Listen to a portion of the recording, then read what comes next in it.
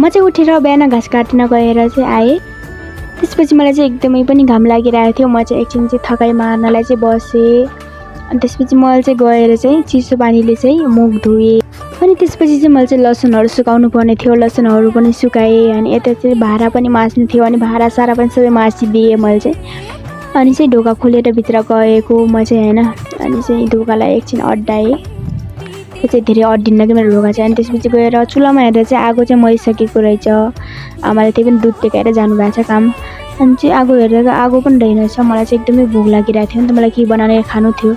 अनि अन्डा हेर्न गएको चाहिँ एउटै पनि रहेछ। अन्डा चाहिँ एउटा फुल पारेको रहेछ माउले। यसलाई पनि उसाएर खानुपर्ने थियो। मलाई चाहिँ एकदमै खान मन लाग्थ्यो। अनि चाहिँ भित्र आएर चाहिँ उसाउने तयारी गरेँ। मैले चाहिँ खिल्तीमा हालेर उसाउनलाई यसलाई चाहिँ यता आगोमा चाहिँ राखिदिएँ आगो बालेर। एकछिनमा मैले चाउचाउ पनि पकाएँ हैन। त्यसपछि फेरि मैले पाक्नलाई छोडिदिएँ।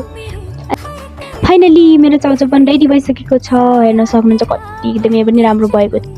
त्यसपछि मैले फर्स्ट बाइट खाएँ। एकदमै पनि मिठो थियो। एक चम्चा लिएर खाएँ। अनि त्यसपछि चाउचाउ खाइसकेर मैले चाहिँ भात पनि हालेर खाएँ। थोरै चाउचाउ बचेको थियो हैन। त्यसपछिको मेरो काम भनेको चाहिँ सुत्ली बाँध्नु थियो बिनलाई हैन। मैले चाहिँ बानी एक्लै थिएँ नि त। अनि चाहिँ दिउँसो 12 बजेको घाममा म चाहिँ बसेँ। अनि फाइनली बाई बाई फेरि भेटौँला हैन त।